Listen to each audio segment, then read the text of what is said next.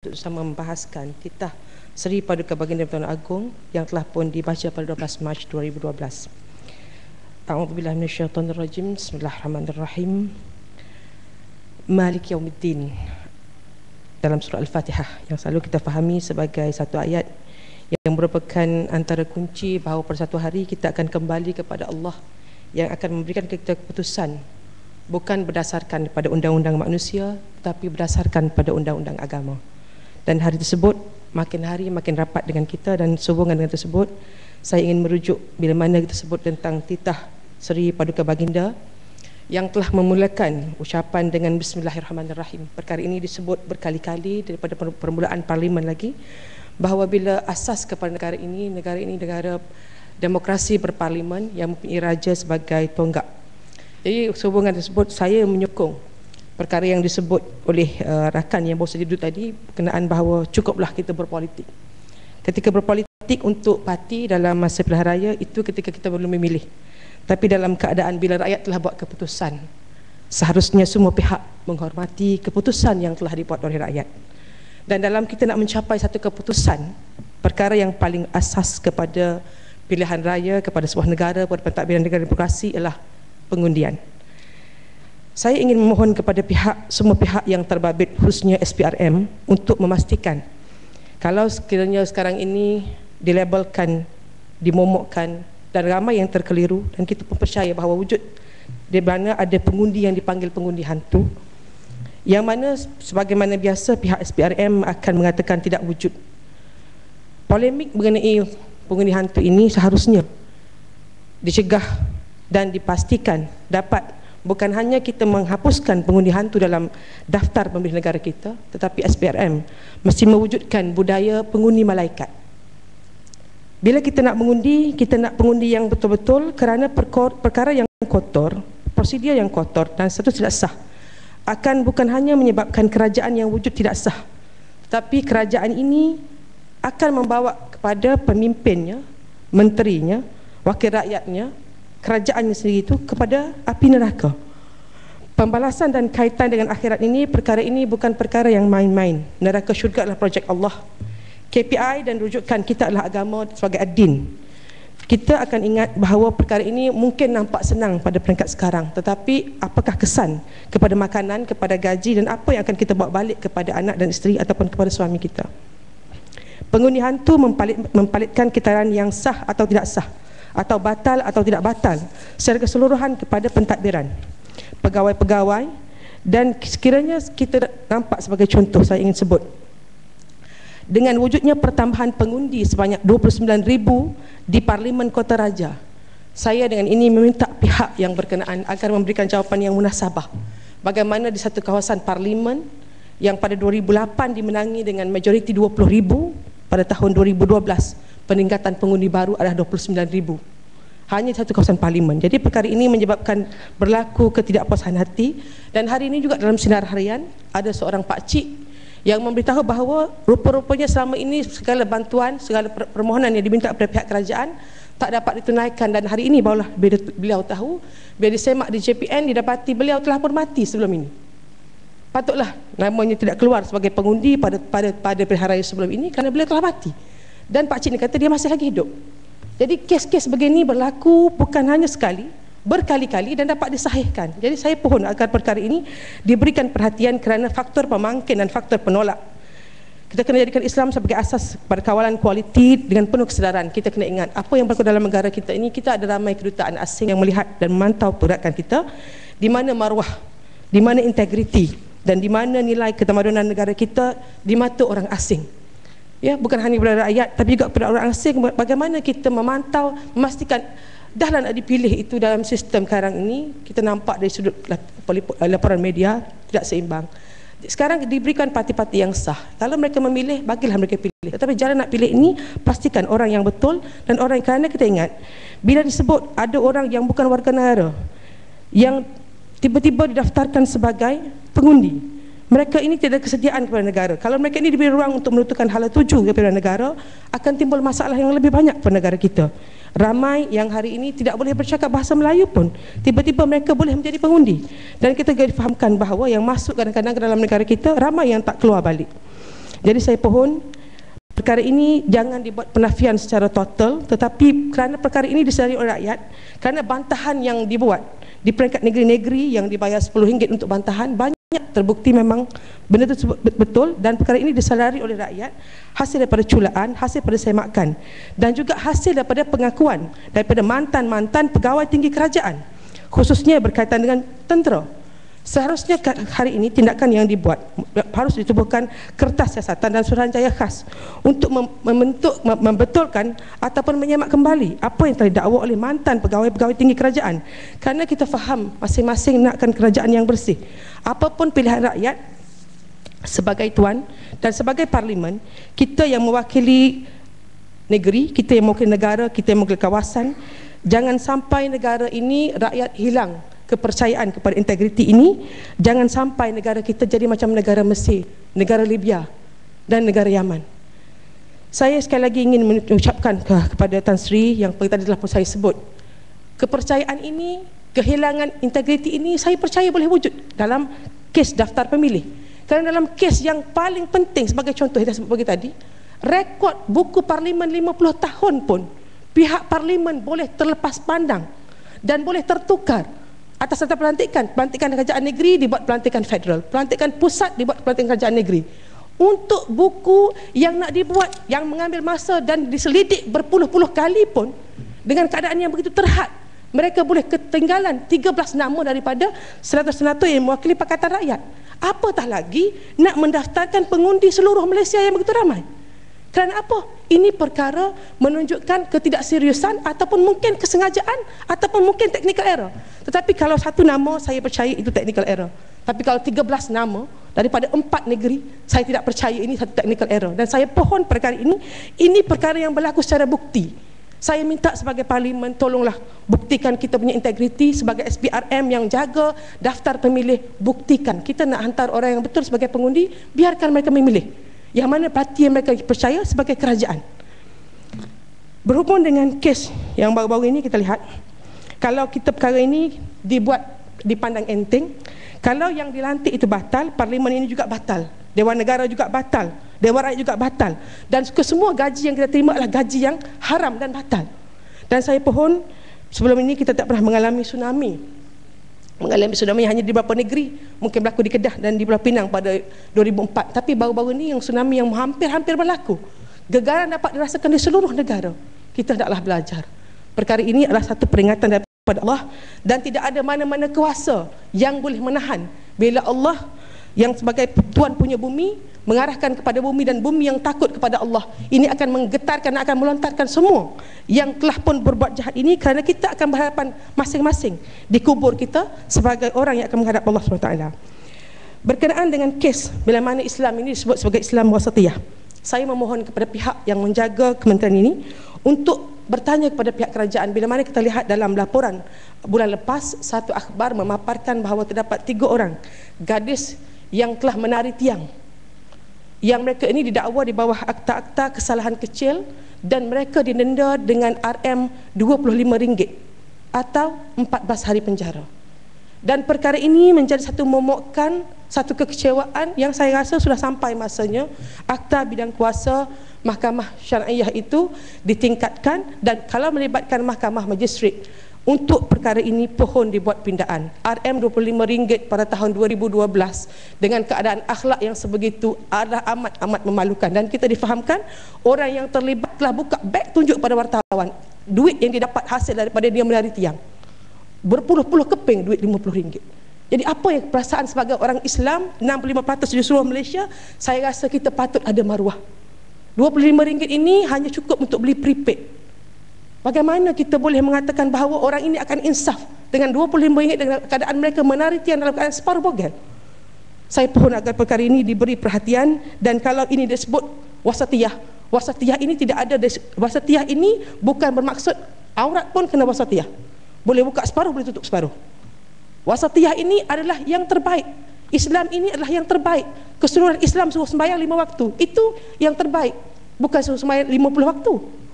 Jadi bukan bermaksud kalau tak sembahyang jangan itu wasatiyah.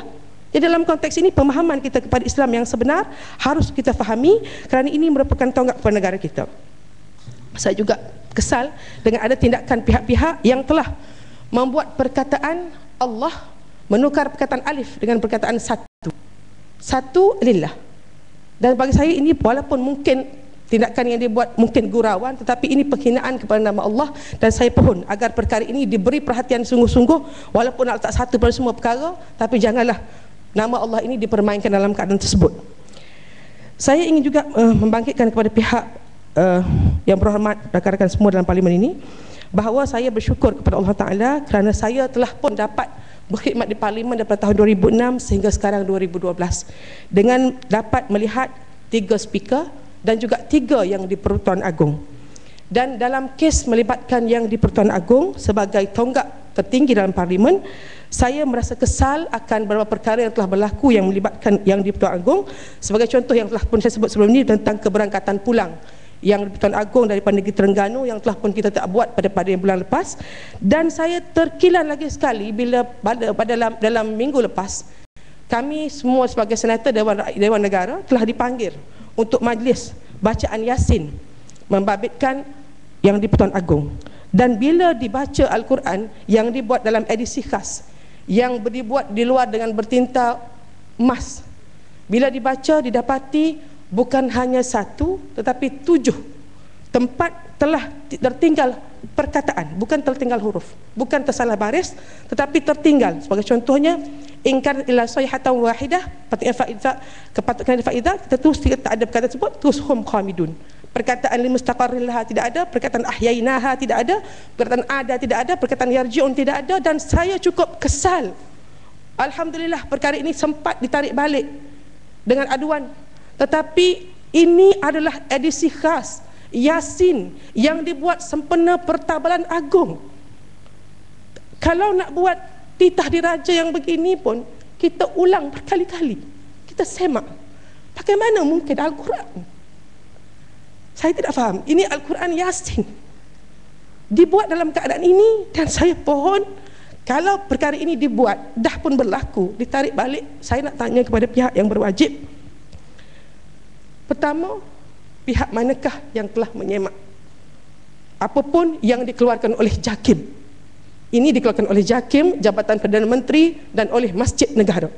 Kalau sebelum ini saya tidak ada apa-apa keraguan atas apapun yang dibawa oleh JAKIM berkenaan ayat Al-Quran, tapi bermula daripada saat saya melihat Yasin tertinggal 7 perkataan, saya tidak akan terima lagi apa-apa yang dibawa oleh JAKIM tanpa saya semak. Sebab ini yang tertinggi. Di parlimen tertinggal rekod, di JAKIM tertinggal Yasin. Apa lagi yang mereka harus tinggalkan untuk buktikan bahawa ini mereka punya integriti? Saya pohon perkara ini diberi perhatian, dan saya cukup kesal juga kenapa dalam terjemahan dalam Yasin ini tak dibuat terjemahan. Kalau kita beli yang Yasin di luar ada terjemahan, tapi untuk Yasin sempena Pertabalan Agong tidak ada terjemahan, hanya ada ayat Yasin sahaja. Dan bila perkara ini ditarik balik, di belakang Yasin ini ada doa khas sempena Pertabalan Agong Seri Paduka Baginda yang Pertuan Agong yang ke-14. Jadi bila Yasin ditarik balik, dah tak ada orang bacalah doa ini kepada yang Pertuan Agong. Jadi sebagai orang yang ada dalam parlimen, saya rasa saya wajar untuk tegur perkara tersebut. Dan saya minta juga nak tahu daripada pihak yang berwajib, berapakah kes aduan seperti ini yang telah pun dikesan berlaku membabitkan penerbitan daripada pihak kerajaan berkenaan dengan ayat Al-Quran. Dan sebagai edisi khas, saya ingin tanya berapakah kos percetakan, berapakah Quran yang telah dicetak. Dan perkara ini bagi saya satu kehilangan kenangan kepada orang Islam yang baca Yasin hari tersebut pada Seri Paduka Baginda dan Permaisuri. Bagaimana pihak berwajib itu nak menggantikan kembali? Adakah pihak yang telah pun membuat kesalahan itu didenda, dan bagaimana kita nak mengembalikan perkara tersebut? Sebab ini perkara penting. Saya percaya kalau buku atau cara pun 4 kali disemak, katakanlah buku atau cara yang seperti ini letak nama TUN, tetapi ditukar dengan perkataan TONG, saya percaya buku tersebut akan ditarik balik. Tapi dalam keadaan ini Al-Quran dibuat begini, tidak ada apa-apa permohonan maaf daripada pihak yang terbabit. Dan saya pohon perkara ini diberikan perhatian, kerana ini menghilangkan izzah Islam.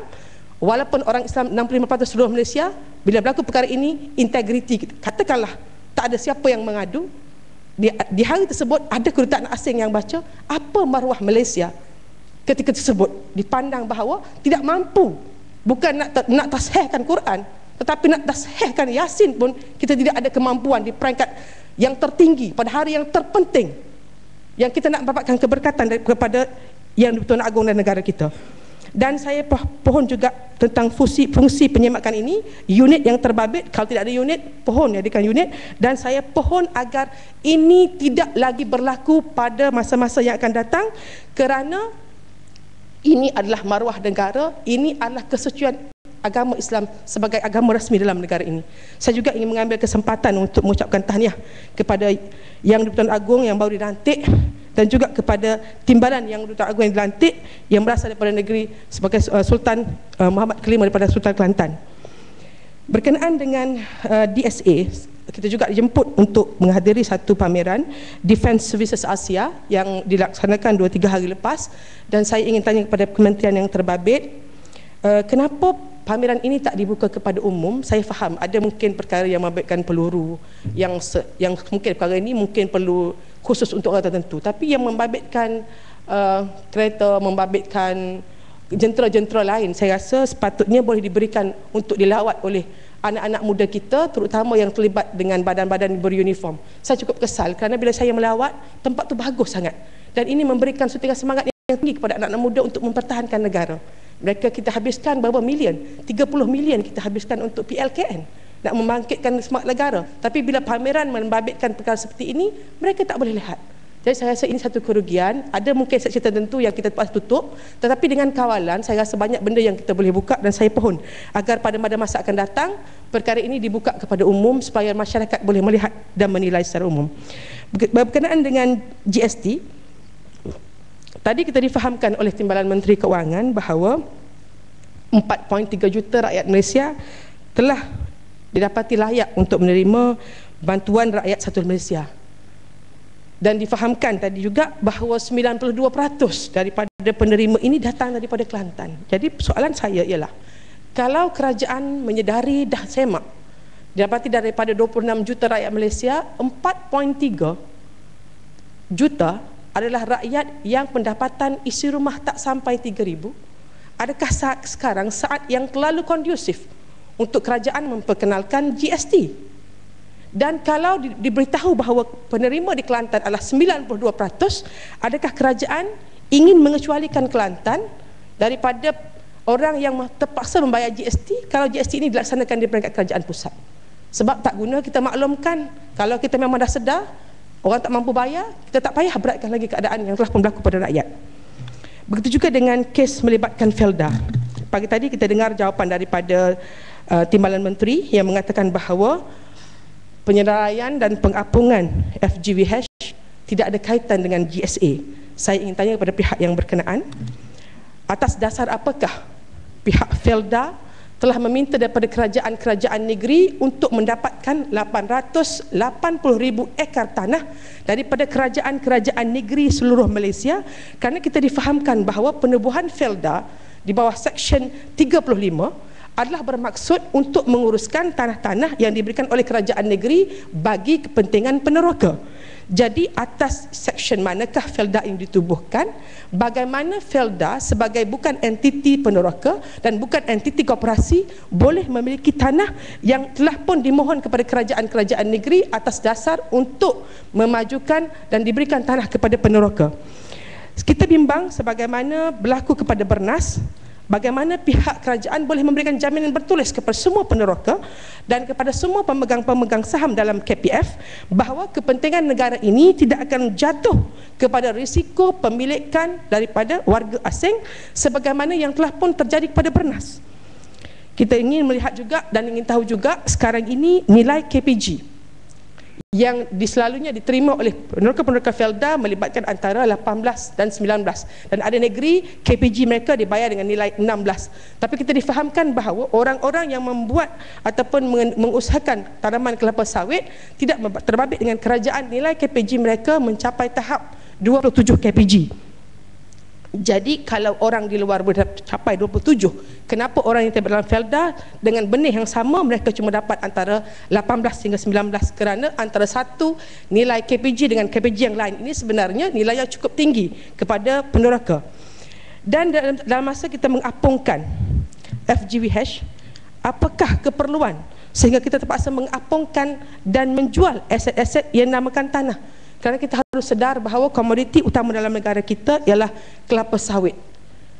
Komoditi yang perkara yang melibatkan petroleum sebagaimana yang telah pun dibuat oleh Petronas ini berlaku saat-saat akhir ini baru nak harga dia naik. Tapi harga komoditi yang telah pun menjadi teras kepada kita adalah komoditi yang melibatkan kelapa sawit. Jadi kita nak tanya, kenapa perlu perkara ini diapungkan di saat ini? Kerana kita tidak mahu mengambil sebarang risiko bahawa tanah-tanah ini akan dipajakkan kepada orang-orang yang tidak perlu. Dan saya juga ingin tanya tentang mekanisme pemilihan perwakilan untuk EGM bagi meluluskan pengapungan FGVH, kerana kita difahamkan yang hadir adalah lebih kurang 1,200, sedangkan jumlah peneroka Felda seluruh negara difahamkan berjumlah lebih kurang 220,000. Jadi justifikasi yang bagaimanakah dan pemilihan yang bagaimanakah yang telah pun dibuat untuk menjadi wakil dalam EGM tersebut. Dan saya difahamkan juga ada dakwaan yang mengatakan bahawa pelantikan pengurusi baru Felda dibuat dalam mesyuarat ALP dan bukan dibuat dalam EGM. Jadi saya ingin bertanya kepada kesahihan perkara tersebut dan adakah perkara ini sah dari sudut undang-undang. Dan saya juga ingin tanya, adakah kerajaan bersedia untuk membayar semua tunggakan kepada tabung tanam semula yang telah pun tertunggak kepada peneroka sebelum mereka membayar durian runtuh kepada peneroka yang dikabarkan akan dibayar pada bulan 6. Dan sebagaimana kita lihat, pemberian BRIM telah menimbul banyak masalah, berkali-kali terpaksa buat rayuan, dan ada yang dapat, ada yang 2 kali dapat, ada yang tak dapat langsung. Sedangkan yang terima ini, jumlah mereka, duit yang terima hanyalah sedikit. Jadi apakah jaminan durian runtuh yang akan diberikan kepada 220,000 orang ini tidak mengalami masalah yang sama? Saya juga ingin bertanya kepada kerajaan, khususnya membabitkan Kementerian Kesihatan tentang fungsi juru urut. Berdasarkan kepada laporan tahunan 2010 yang membabitkan Majlis Sukan Negara, kita difahamkan untuk tahun 2010 terdapat 10,098 atlet yang telah mendapat khidmat terapi manual daripada juru urut sepanjang tahun 2010. Ini melibatkan orang yang terlibat dalam sukan, tetapi sebenarnya di kampung-kampung, di desa-desa, ramai juru urut yang merupakan orang-orang perempuan yang terlibat secara separa kerja ini kepada memberi khidmat kepada masyarakat. Mereka ini tidak diberikan pengiktirafan oleh kerajaan. Saya pohon ingin bertanya kerana saya difahamkan mereka pernah dipanggil oleh Kementerian Kesihatan untuk diberi taklimat sebagai ejen yang akan memaklumkan kepada pihak Kementerian Kesihatan sekiranya terdapat, bila mereka mengurut dapat tahu ada ketulan-ketulan di payudara yang memungkinkan ada kes pengesanan kanser kepada pihak wanita. Saya ingin mencadangkan kepada pihak kerajaan agar memastikan dan mengendalikan serta memberikan imbuhan yang sepadan sebagai bantuan bulanan kepada pihak juru urut di seluruh negara, kerana kita faham, kita tahu mereka ada kemahiran. Cuma kalau mereka ini melibatkan aspek-aspek spiritual, harus dipastikan tidak mempunyai unsur-unsur kesesatan. Mereka ini harus diberi latihan dan pengkajian agar khidmat ataupun warisan urut Melayu ini akan diangkat dan dipatenkan sama seperti kemahiran untuk traditional Thai dan juga traditional untuk orang Cina. Mereka ada urut Cina, mereka ada urut Thai. Sepatutnya untuk urut Melayu pun dipatenkan dan dijadikan antara satu servis base baru negara kita.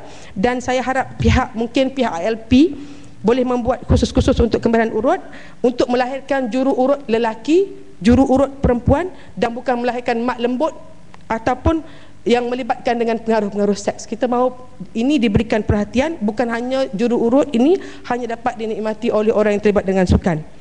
Saya juga ingin menyatakan kepada pihak yang berhormat dan Dewan Yang Mulia bahawa baru-baru ini semasa saya hadir untuk perhimpunan Asia Pasifik di Tokyo, pihak negara Indonesia telah menyatakan bahawa mereka agak terkilan bila mana kita berjanji untuk membuat penggunaan bahasa Melayu di Pekan Antarabangsa sebagai rumpun Asia, tiba-tiba pada saat pembentangan kita menggunakan bahasa Inggeris. Jadi saya pohon agar kita boleh membuat satu ketetapan dan boleh membuat satu stand bagaimana kita mesti memastikan untuk peringkat dunia kita sebagai rumpun Asia boleh menggunakan bahasa Melayu walaupun kita akan bercakap menggunakan teks, kerana ini penting dalam agenda dunia yang begini besar, masing-masing harus ada integriti dan jati diri.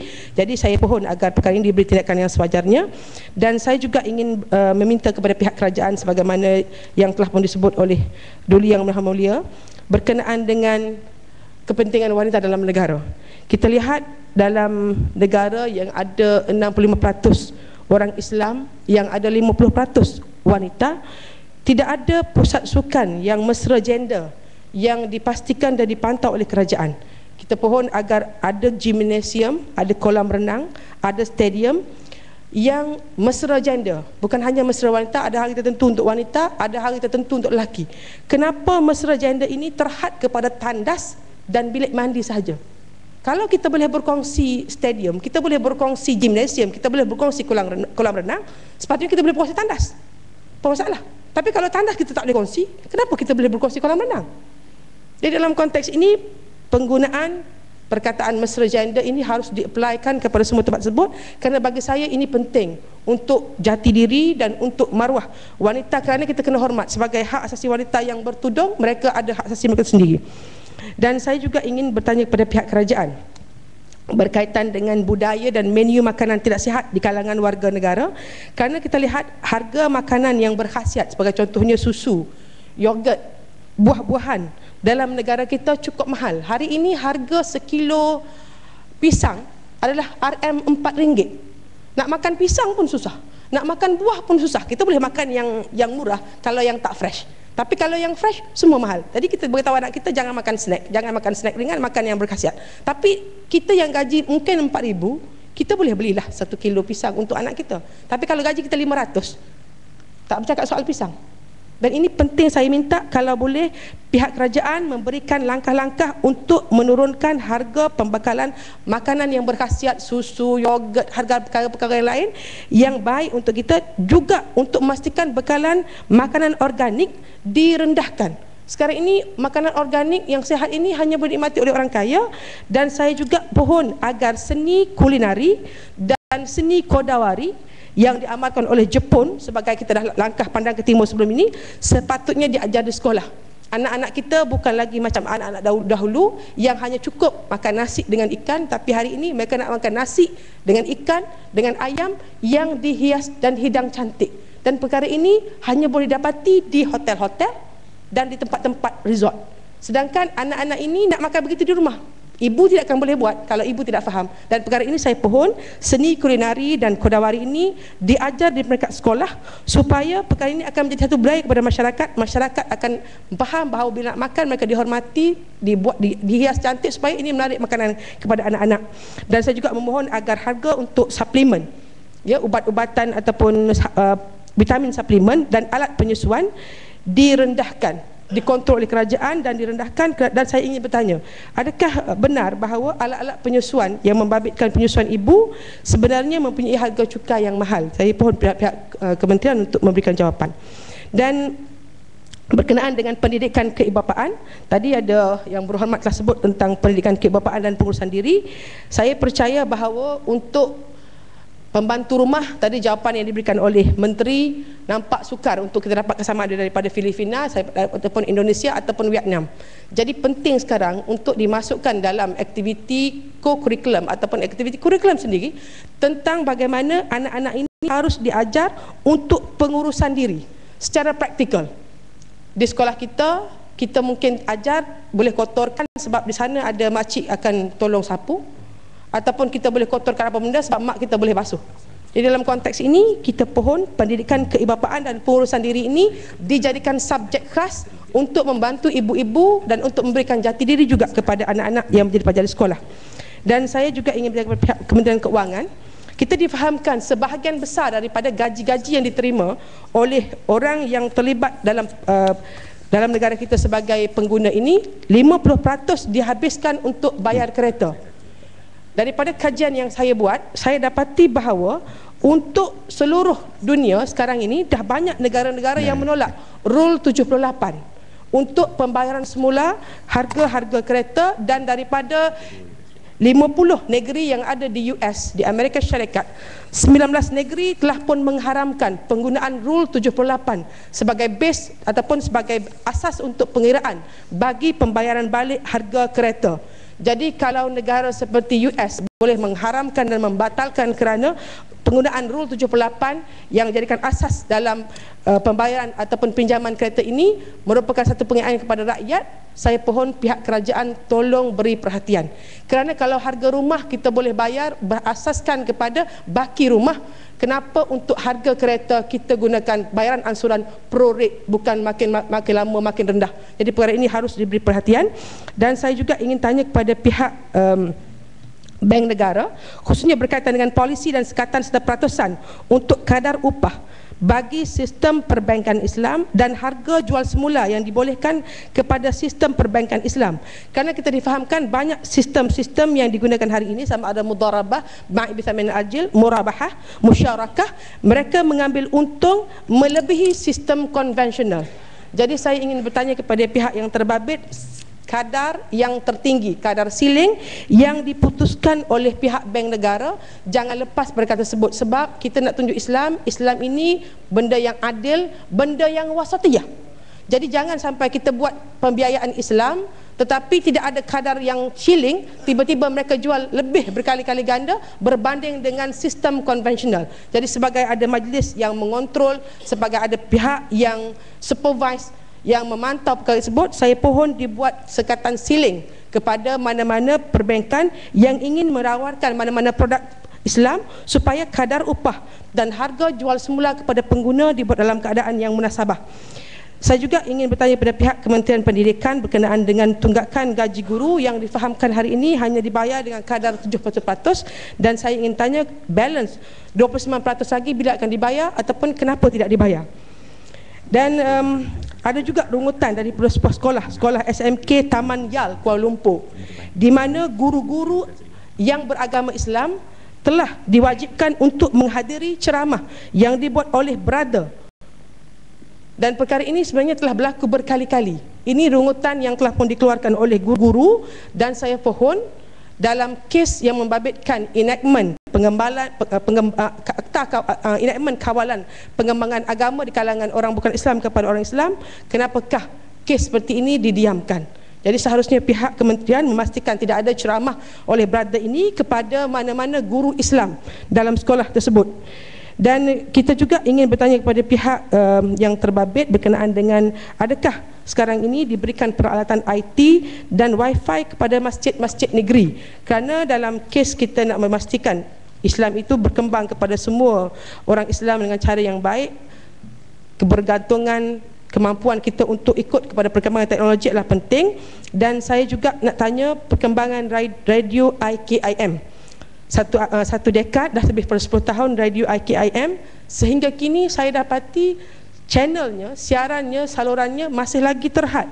Bilakah perkara ini akan dibuat lebih meluas? Kerana hari ini kita dah ada TV Hijrah yang disiarkan dalam Astro. Jadi kalau boleh nak tahu juga tentang kalau perkembangan 10 tahun tu kenapa dia masih lagi tahap yang sama, dan adakah kerajaan bercadang untuk membuat satu lagi Akademi Aswara bagi melahirkan seniman-seniman untuk siaran Islam, maknanya aswara yang khas untuk Islam, sebagaimana kes-kes yang sebagaimana kita tengok macam akademi melibatkan imam muda untuk penyiaran dan media latihan teknologi dakwah yang tinggi kepada negara kita. Begitu juga tentang Kementerian Kewangan berkenaan dengan redemption sheet. Kita difahamkan untuk bahagian perumahan, pinjaman perumahan dalam negara kita, sekiranya mana-mana pegawai kerajaan yang telah mengambil pinjaman daripada pihak Kementerian Kewangan dan mereka yang nak buat refinance ataupun membuat pinjaman semula dengan bank-bank, didapati tempoh untuk mendapatkan bayaran harga tebusan terlalu lama, memakan masa antara 1 hingga 6 bulan. Jadi saya ingin tanya kepada pihak yang terbabit, kenapakah perlu 1 hingga 6 bulan? Kerana kalau ikut sebenarnya sekarang ni semua komputer, sepatutnya minta terus boleh apply, terus boleh keluarkan macam slip gaji. Kenapa pula untuk redemption sheet ini lama sangat nak dikeluarkan? Bagaimana nak dikira sampai begitu masa sekali panjang? Sebab ini bagi saya perkara yang tak patut berlaku dalam kerajaan elektronik. Dan sebagaimana kita lihat negara-negara maju, jadual pergerakan pengangkutan awam dikemaskini dengan cepat dalam internet. Dalam negara kita, sistem sebagaimana ERL pun, kalau kita nak tengok jadual perjalanan dia dalam internet pun slow.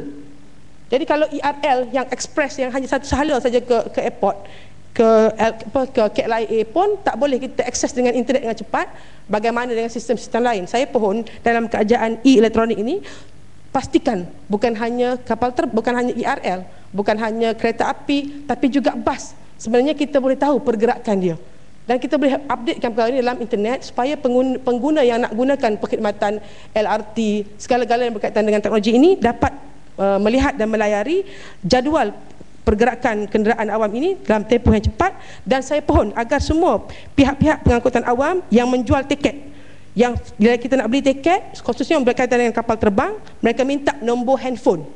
Tapi bila mereka lewat, mereka tak maklum pun dalam SMS. Dimaklumkan kadang-kadang terlalu lewat. Saya minta dimaklumkan paling tidak 2 jam lebih awal. Dan ini digunakan, buat apa ambil alamat, buat apa ambil nombor telefon, tapi tiba-tiba tak hantar. Bila kita sampai sana, okey, tengok delay. Delay bagi mereka mungkin sebab kapal terbang, tapi delay bagi kita, banyak kerja yang kita boleh buat kerana delay ni. Dan saya pohon perkara ini diberikan satu perhatian. Dan saya juga bagi pihak wanita seluruh negara ingin menyatakan kesedihan dan bantahan secara rasmi bagi pihak wanita untuk atas tindakan Perdana Menteri menjadi Menteri Wanita di abad ini dalam Malaysia. Sedangkan saya percaya di pihak Barisan Nasional pun ramai calon-calon yang layak yang sepatutnya sekurang-kurangnya dilantik sebagai pemangku. Kita merasa segan. Di sebelah Thailand kita ada Perdana Menteri wanita. Dalam negara kita, Menteri wanita kita adalah Perdana Menteri lelaki. Jadi saya pohon perkara ini dinyatakan juga oleh pihak-pihak NGO seluruh negara dan di seluruh dunia. Saya tidak tahu bagaimana kita nak hadapi peringkat dunia bila perkara ini berlaku, sedangkan di masa yang sama kita ada ramai lagi ahli-ahli Dewan Negara, ahli-ahli Dewan Rakyat yang sebenarnya boleh memangku jawatan ini kalau tak boleh dilantik sebagai menteri penuh pun. Dan saya juga memohon agar pihak yang berwajib memastikan rakyat Malaysia yang beragama Islam bukan hanya faham perkara yang membatalkan wuduk, tentang perkara yang haram dimakan, tapi juga faham tentang perkara yang membatalkan akidah. Dan saya juga ingin menyatakan secara rasmi bantahan saya terhadap serangan yang dibuat oleh Samsung kepada pelajar-pelajar yang telah berhimpun secara aman, yang bukan hanya menyerang pelajar-pelajar lelaki dan perempuan sehingga saya difahamkan terdedah aurat, tapi juga menyerang pihak polis dalam kes ini. Jadi kita dah luluskan rang undang-undang Akta Perhimpunan Aman. Mereka nak bantah, mereka duduk dalam keadaan aman, mereka tak bergaduh, tak ada senjata, kita harus benarkan. Tapi jika ada keadaan-keadaan seperti ini yang menyerang mereka secara tiba-tiba dan sampai bukan serang pelajar, serang sampai polis-polis pun, saya minta perkara ini betul-betul diberikan perhatian oleh pihak yang berwajib. Dan saya juga nak tanya kepada pihak kerajaan berkenaan dengan PTPTN, berapakah jumlah biasiswa yang telah dikeluarkan kepada penuntut-penuntut universiti di seluruh negara berbanding dengan pinjaman PTPTN, dan berapa juga kos yang telah pun diberikan oleh pihak kerajaan khususnya berkaitan biasiswa untuk menghantar pelajar-pelajar kita ke luar negara. Dan yang terakhir berkaitan dengan teknik ataupun kaedah pendekatan untuk menjadikan pelajar-pelajar kita pelajar yang berminda kelas pertama. Kita difahamkan sekarang ini antara teknik yang digunakan ialah mengoptimumkan penggunaan otak kanan yang banyakkan digunakan di peringkat sekolah-sekolah taska di peringkat rendah. Tapi untuk peringkat sekolah rendah, sekolah menengah, universiti, pasca ijazah, penggunaan otak kanan ini jarang diberi perhatian. Saya pohon agar pihak kementerian boleh memberikan jawapan yang menyeluruh berkenaan dengan penggunaan otak kanan, kerana kita tidak mahu melahirkan pelajar yang hanya statik kepada exam oriented sahaja yang membabitkan penghafalan ataupun kefahaman dari sudut teori ilmu, tapi bukan memahami manusia ini harus dilayan sebagai manusia secara individu dan secara insaniah. Dan yang terakhir, di Kelantan ada satu agensi namanya KADA. Ya, KADA ini bertugas untuk mengendalikan dan menyelenggarakan berkaitan dengan padi. Saya difahamkan untuk keluasan bagi tanah-tanah yang dimajukan oleh KADA, walaupun mereka memiliki berekar-ekar tanah, kebiasaannya untung untuk 1 tahun yang diterima oleh pelabur-pelabur ataupun tuan-tuan punya tanah ini kebiasaannya jarang sampai kepada RM1000. Jadi kalau di Skincan Selangor pendapatan petani ini tinggi, tetapi untuk kes melibatkan kadar ini pendapatan tahunan walaupun tanah berekar jarang sampai kepada jumlah 1000. Setelah ditolak semua perkara, termasuklah kita difahamkan bahawa untuk alat-alat yang digunakan untuk pertanian semuanya disewa bukan dibeli. Sebagai contohnya alat-alat ataupun kenderaan yang digunakan untuk menuai padi tersebut disewa berpuluh-puluh ribu, yang menyebabkan semua kos-kos ini ditolak semua, sampai akhirnya yang diterima oleh tuan punya tanah tak sampai 1000. Jadi saya pohon perkara ini diberi perhatian oleh pihak yang berwajib, dan saya mendoakan bahawa insya-Allah negara kita akan kekal menjadi sebuah negara yang aman di bawah pemerintahan Duli Yang Maha Mulia Seri Paduka Baginda Yang di-Pertuan Agong yang ke-14. Sekian, terima kasih. Terima kasih ya Muhammad. Untuk